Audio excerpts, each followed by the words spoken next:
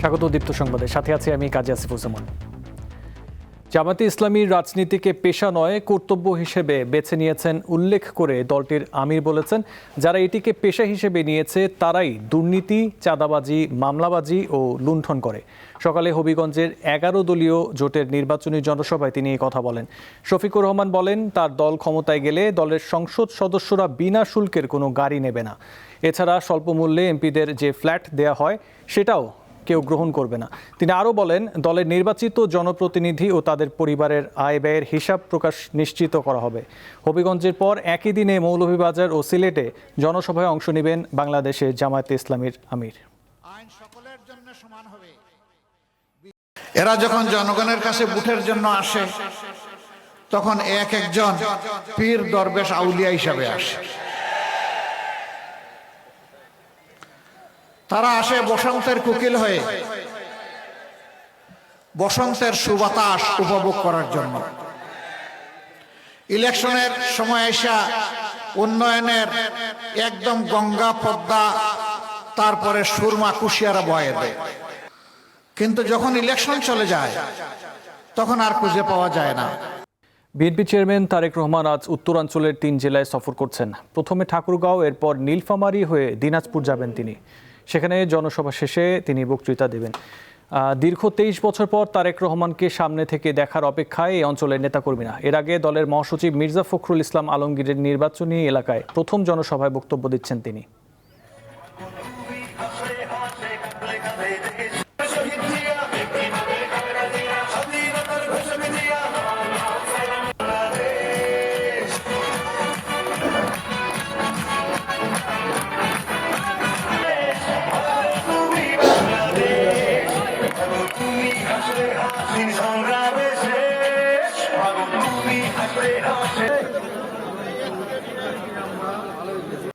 উত্তরাঞ্চল সফরের অংশ হিসেবে দিনাজপুরের বিরামপুরে আজ আলাদা জনসভায় অংশ নেবেন বিএনপি চেয়ারম্যান।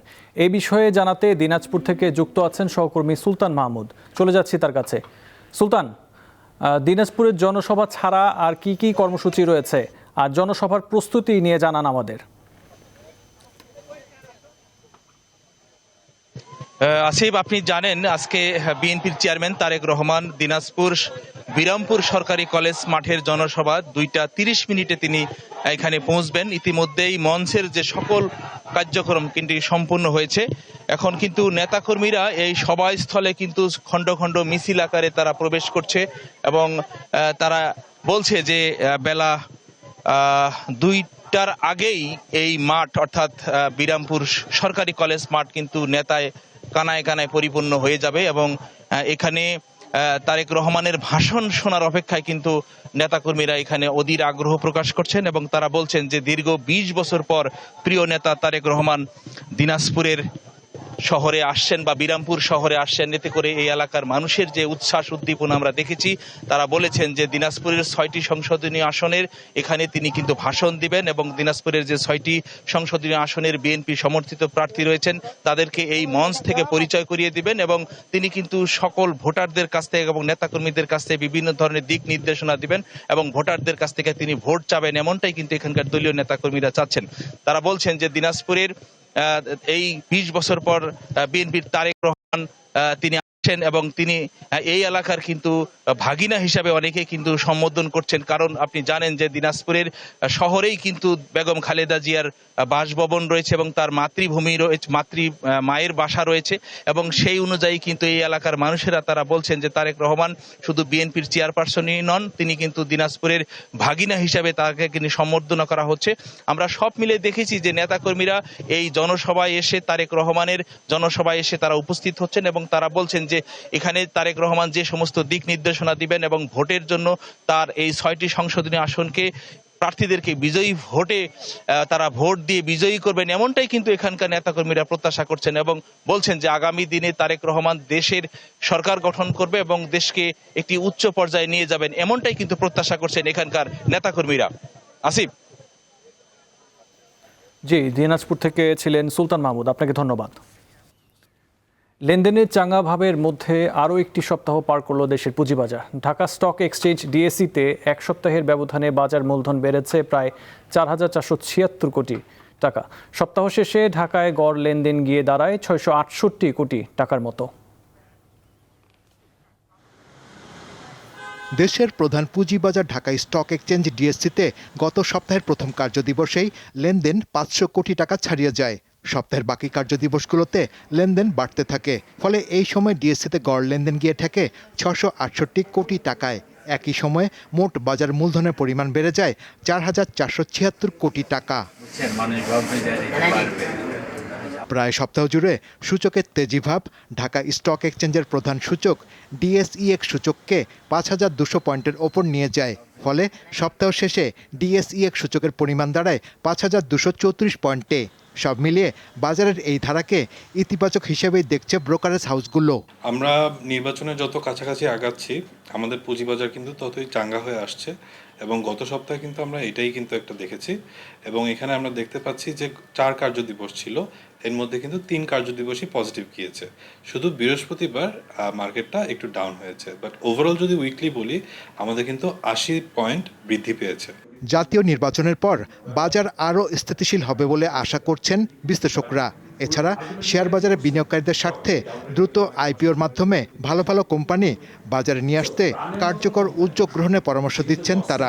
আইপিও যদি না আসে একটা বাজার কিন্তু আপনি যতই বলি আন্ডার ভ্যালু, যত কিছুই বলি ইনভেস্টারের জেনুইন নতুন ইনভেস্টারের পার্টিসিপেশন কিন্তু আসবে না। আমাদের একটা নতুন আইপিও খসড়া হয়েছে, এটাকে আমরা অ্যাডপ্ট করে খুব শীঘ্রই কিন্তু আমাদের যত স্টেক হোল্ডার্স আছে, আপনি মার্চেন্ট ব্যাংক বলেন, ইস্যু ম্যানেজার বলেন, Dhaka stock exchange, Chittagong stock exchange, পিসেক, প্রতিটা ইন্টারমিডিয়েটকেই কিন্তু যেভাবেই হোক ভালো ভালো কোম্পানিকে মার্কেটে লিস্টিং করার জন্য একটা পদক্ষেপ নিতে হবে। সূচকের উত্থান পতন পুঁজিবাজারের একটি স্বাভাবিক ধারা। এ অবস্থায় হুজুগে বিনিয়োগ না করে দেখে শুনে বুঝে বিনিয়োগ করার পরামর্শ দিচ্ছে বাজার নিয়ন্ত্রক সংস্থা বিএসইসি। শাহরিয়ার ইমন, দীপ্ত সংবাদ, ঢাকা।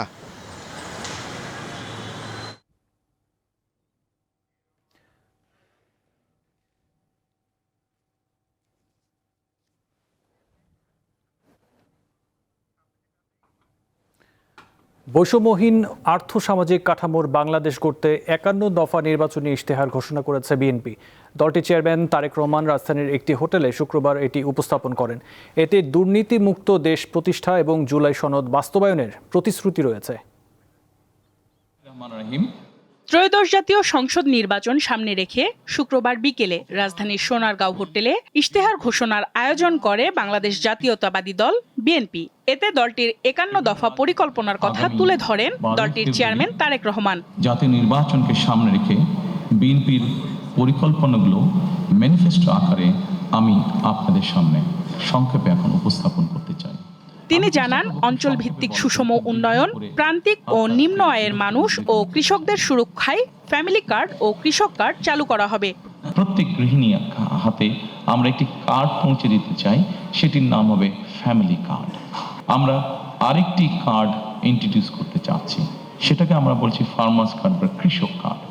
মানসম্মত শিক্ষা ও চিকিৎসা ব্যবস্থা, কর্মসংস্থান সৃষ্টি, কারিগরি ও উদ্যোক্তা সহায়তা এবং মেধাভিত্তিক নিয়োগ নিশ্চিত করবে বিএনপি।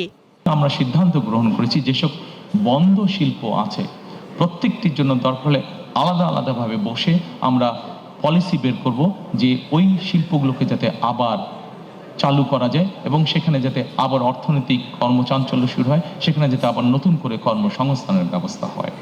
তিনি বলেন, পরিবেশ সুরক্ষা ও জলবায়ুর সহনশীলতা নিশ্চিতে নদী খাল খনন ও পুনঃখনন এবং বৃক্ষরোপণ কর্মসূচি নেওয়া হবে। আমাদের দেশের বিভিন্ন জায়গায় বিভিন্ন হাওয়ার কারণে বিভিন্ন প্রাকৃতিক দুর্যোগ বা বন্যা হয়ে থাকে। এই প্রাকৃতিক দুর্যোগ এবং বন্যাকে নিয়ন্ত্রণ করার জন্য অবশ্যই আমাদের টেকসই বাঁধ দরকার এবং ব্লু ইকোনমি, এটির মাধ্যমে আমাদের হাওড় জায়গাগুলো আবার দেখতে অনেক সুন্দর, দেখতে যেহেতু সুন্দর এইগুলো, সেই জন্য এগুলোর মাধ্যমে আমরা এগুলোকে প্রোটেক্ট করার মাধ্যমে আমরা উপকূল উন্নয়ন বোর্ড গঠনের একটি পরিকল্পনা আমাদের আছে। ধর্মীয় ও সামাজিক সম্প্রীতি সুদৃঢ় করা এবং সংবিধানে আল্লাহর প্রতি পূর্ণ বিশ্বাস ও আস্থা সংযুক্ত করা হবে বলে জানান এই নেতা। বিএনপি সরকার গঠনে সক্ষম হলে আমরা সংবিধানে সর্বশক্তিমান আল্লাহর প্রতি পূর্ণ আস্থা ও বিশ্বাস এই রাষ্ট্র পরিচালনার মূলনীতি হিসাবে আমরা সংবিধানে এটিকে পুনঃস্থাপন করতে চায়। যে ব্যক্তি প্রধানমন্ত্রী হবেন তার মেয়াদ 10 বছরের বেশি হবে না। নারীদের কল্যাণ, জুলাই সনদ বাস্তবায়ন, সংস্কার এবং মুক্তিযুদ্ধের সঠিক ইতিহাস তুলে ধরবে বিএনপি। আমাদের 2030 ভিশন 27 দফা উপস্থাপন করেছিলাম, তখন 31 দফা বা জুলাই সনদের বিষয়টি তখন ছিল না। যেহেতু এটি আমাদের জাতির জন্য সবকিছু মিলে একটি অত্যন্ত জরুরি বিষয়, সেজন্য এটিকে আমরা সামনে নিয়ে এসেছি। কাজে আমাদের জাতি গঠন এবং গণতন্ত্রের ভিত্তিকে যদি আমাদের শক্তিশালী করতে হয়, আমরা বিশ্বাস করি যে 31 দফা এবং জুলাই সনদের যেটি আছে সেটিকে অবশ্যই আমরা বাস্তবায়ন করব। অর্থনীতির পুনরুদ্ধার এবং অনিয়ম ও দুর্নীতির বিরুদ্ধে বিএনপির শক্ত অবস্থান থাকবে বলে জানান তারেক রহমান। জবাবদিহিটা স্থানীয় পর্যায় থেকে তৈরি হবে। জবাবদিহিতা যখন স্থানীয় পর্যায় থেকে তৈরি হবে, মানুষের জীবনমান উন্নয়ন হতে তখন বাধ্য, দুর্নীতি কমে আসতে তখন বাধ্য। প্রকৃত উন্নয়ন বলতে যা বোঝায়, আইন শৃঙ্খলা বলতে যা বোঝায়, সকল কিছু তখন ধীরে ধীরে ভালোর দিকে এগোতে থাকবে। এই ইশতেহার কেবল একটি নির্বাচনী প্রতিশ্রুতি নয়, এটি একটি নতুন সামাজিক ও রাষ্ট্রীয় চুক্তির ঘোষণা। প্রতিশোধ নয়, ন্যায় ও মানবিকতার রাজনীতিতে বিএনপি বিশ্বাস করে বলে এতে উল্লেখ করা হয়। প্রদান করা এবং সেটির মাধ্যমে সঞ্জিতা প্লাবনী, দীপ্ত সংবাদ, ঢাকা। জিয়াউর রহমান ফাউন্ডেশনের উদ্যোগে রাজধানীতে শিশু কিশোরদের মাঝে বই বিতরণ অনুষ্ঠানে উপস্থিত থাকার কথা রয়েছে ফাউন্ডেশনের ভাইস প্রেসিডেন্ট জুবাইদা রহমানের। সেখানে আছেন সহকর্মী সঞ্জিদা প্লাবনী। চলে যাচ্ছি তার কাছে। প্লাবনী, জুবাইদুর রহমান কি অনুষ্ঠানে উপস্থিত হয়েছেন, আর আয়োজনের বিষয়ে বিস্তারিত জানান।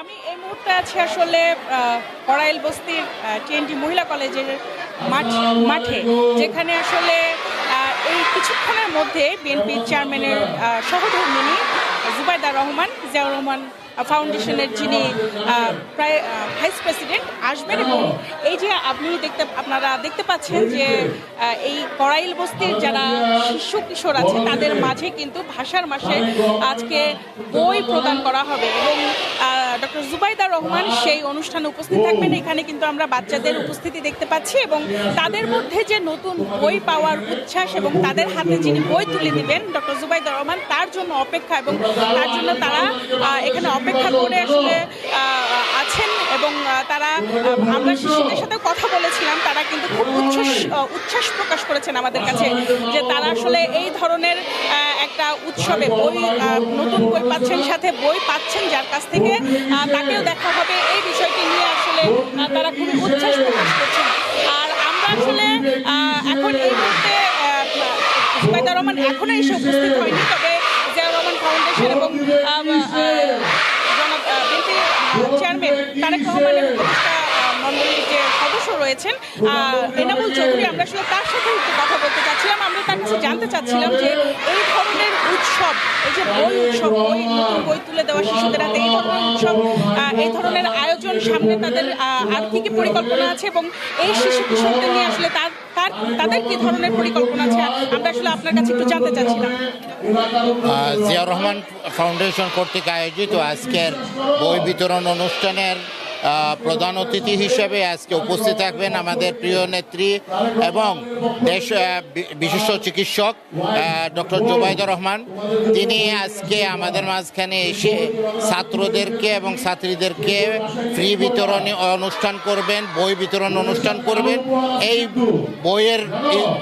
বইকে বিতরণের মাধ্যমে আমরা শিক্ষা প্রচার এবং প্রসার হবে এবং আমাদের যে অঙ্গীকার আছে আগামী প্রজন্মকে আমরা সুশিক্ষিত করে এবং তাদেরকে যোগ্য নাগরিক তৈরি করার জন্য যে কার্যক্রমটা জিয়াউর রহমান ফাউন্ডেশন উদ্যোগ নিয়ে কাজ করেছে, এইটাই একটি নমুনা হিসাবে আপনাদের সামনে এটা কার্যক্রম। জিয়াউর রহমান ফাউন্ডেশন প্যান্ডামিকের থেকে সময়, বিভিন্ন দুর্যোগের সময়, স্বাভাবিক সময় বিভিন্ন কার্যক্রম, সামাজিক কার্যক্রম, এর ভিতরে শিক্ষা প্রচার এবং প্রসারের জন্য এই রকম কর্মসূচি গ্রহণ করে থাকে। আর আজকে এই প্রোগ্রামের মাধ্যমে আগামী প্রজন্ম আমাদের বাংলাদেশ, নতুন বাংলাদেশে যে জায়গায় সবার জন্য শিক্ষাটা, অধিকারটাকে প্রতিষ্ঠিত করার জন্য আজকে আমরা দেখতে পাচ্ছি ছাত্র এবং ছাত্রীদেরকে ফ্রি বইটাকে বিতরণের মাধ্যমে আমরা আমাদের অঙ্গীকারটা পুনরাবৃত্ত করা হচ্ছে যে প্রথম বাংলাদেশ হিসাবে নতুন বাংলাদেশ আমরা গড়ব ইনশাআল্লাহ। ধন্যবাদ আপনাকে। আমরা আসলে শুনছিলাম, এছাড়াও আমি আসলে আয়োজকদের সাথে কথা বলেছি, তারা আমাদেরকে যে বিষয়টি জানিয়েছেন যে শিশুদের সবচেয়ে সুন্দর উপহার আসলে বই হয় এবং সেই কারণেই তারা নতুন বই শিশুদের হাতে তুলে দিতে যাচ্ছেন এবং আগামীতে এ ধরনের পরিকল্পনা তাদের আরও রয়েছে। তো আমার কাছে এই ছিল করাইল বস্তির সর্বশেষ তথ্য। লাবণী, আপনাকে ধন্যবাদ। লিগ নেই 3 বছর, নেই কোনো জাতীয় কিংবা আন্তর্জাতিক খেলা। লম্বা অলস সময় কাটিয়ে আবারও মাঠে ফিরছে বাংলাদেশ হকি দল। এবারের লক্ষ্য এশিয়ান গেমসের মূল পর্বে জায়গা করে নেওয়া। 3 অভিজ্ঞ সহ 36 সদস্যের প্রাথমিক দল নিয়ে ঢাকা স্টেডিয়ামে কুপার টেস্ট শুরু করেছেন পুষ্কার, শীতুল, আমিরুলরা। ঢাকা স্টেডিয়ামের ট্র্যাকে দৌড়ানোর দৃশ্য দেখে যে কেউই ভেবে নেবেন হয়তো মাঠে হাজির হামজা, জামালরা। আসলে তারা বাংলাদেশ হকি দলে খেলোয়াড়। আগামী 19 সেপ্টেম্বর থেকে 4 অক্টোবর জাপানের 2টি শহর আইচি ও নাগোয়াতে অনুষ্ঠিত হবে এশিয়ান গেমসের হকির মূল পর্ব। তার আগে বাছাই উতরাতে ওমানে মাস্কাটে খেলতে যাবে দল। 25 মার্চ শুরু হতে যাওয়া এ বাছাইয়ের আগে 10 দিনের সংক্ষিপ্ত ক্যাম্প শুরু হয়েছে বৃহস্পতিবার। 25 থেকে খেলা হলে 22 থেকে গেলে 24 আওয়ার্সের মধ্যে গিয়ে ওখানে পৌঁছে একটা মাঠের প্র্যাকটিস নিতে হবে আমাদেরকে, এবং চেষ্টা করব যদি কোনো টিম পাই আমরা ওখানে একটা প্র্যাকটিস ম্যাচ খেলার জন্য। দেশে কোনো প্র্যাকটিস ম্যাচ খেলা হবে না, টিম কোথাও বাইরে গিয়েও কোনো প্র্যাকটিস ম্যাচ খেলতে পারবে না, কারণ দুইটা, একটা হলো সময় সংকট, একটা হলো টাকার সংকট। গত ডিসেম্বরে অনূর্ধ্ব 21 হকি বিশ্বকাপ চ্যালেঞ্জার্স চ্যাম্পিয়ন হওয়া দলটির সর্বোচ্চ স্কোরার আমিনুল ইসলামের পাশাপাশি দলে আছেন পুষ্কার, মিমো, শীতুল সহ জাতীয় দলের অধিনায়ক রেজাউল করিম বাবুদের মতো অভিজ্ঞরা। তারপরও নিয়মিত লিগ না খেলার আক্ষেপটা পরিষ্কার। 3 বছর হচ্ছে আমাদের লিগ নেই। একটা যদি লিগ না থাকে আমরা প্লেয়াররা কী করবো? বিশেষ করে আমরা যারা বাইরে থাকি, নেভি, আর্মিতে যারা আছে বা বিএসপিতে যারা পড়তেছে, ওটা তো একটা সংস্থার সাথে জড়িত। তো আমরা যারা বাইরে আছি, তো আমাদের তো কোনো আয়ের উৎস নেই, যেহেতু আমরা এই হকিটাকে পেশা হিসেবে নিছি। আমরা হচ্ছে লং টাইম কোনো প্রসেসের মধ্যে নাই। দেখেন আমরা এই টুর্নামেন্টে আসতেছে 1.5 মাস বা 2 মাসের মতো আমরা সময় পাচ্ছি। এই বাহির থেকে 3-4 মাসের গ্যাপ হয়ে আসে, ফিট হওয়া এবং ভালো পারফরমেন্স করে একটু টাফ হয়ে যায়। বাট আমরা দেশের জন্য নিজেরাও চেষ্টা করি যে নিজেকে যতটা উজাড় করে দেওয়া যায়, কিন্তু এইভাবে আসলে হয় না। ভালো team, senior junior mixed team, এবং আমাদের অনেক এক্সপিরিয়েন্স প্লেয়ার আছে এবং জুনিয়র যারা আছে তারা অনেক ফাইট করতেছে টিমের জন্য। আমি বলবো যে ভালো একটা সিলেকশন হবে এবং ভালো একটা টিম হবে world cup Asian games qualifier জন্য। পুরুষদের পাশাপাশি এশিয়ান গেমসে নারীদের ইন্দোনেশিয়া যাওয়ার কথা থাকলেও ক্যাম্প নিয়ে দ্বিধা দ্বন্দ্বে আছে দেশের হকি ফেডারেশন। মোহাম্মদ হাসিব, দীপ্ত স্পোর্টস, ঢাকা। জাতীয় জুনিয়র মার্শাল আর্ট প্রতিযোগিতায় চ্যাম্পিয়ন্স হয়েছে এবিসি মার্শাল আর্টস একাডেমি। শুক্রবার রাজধানীর ধানমন্ডিতে দিনব্যাপী এই প্রতিযোগিতায় ঢাকাসহ দেশের বিভিন্ন জেলা থেকে 2 শতাধিক জুনিয়র কারাতে প্রতিযোগী অংশ নেন। বিভিন্ন বয়স ও ওজন ভিত্তিক ক্যাটাগরিতে কাতা ও কুমিতে ইভেন্টে অংশ নিয়ে দারুণ পারফরমেন্স দেখায় এবিসি মার্শাল আর্টস একাডেমির খেলোয়াড়রা। প্রতিযোগিতা শেষে মোট 18টি স্বর্ণপদক জিতে সর্বোচ্চ পদক অর্জনের মাধ্যমে চ্যাম্পিয়ন হওয়ার গৌরব অর্জন করে প্রতিষ্ঠানটি।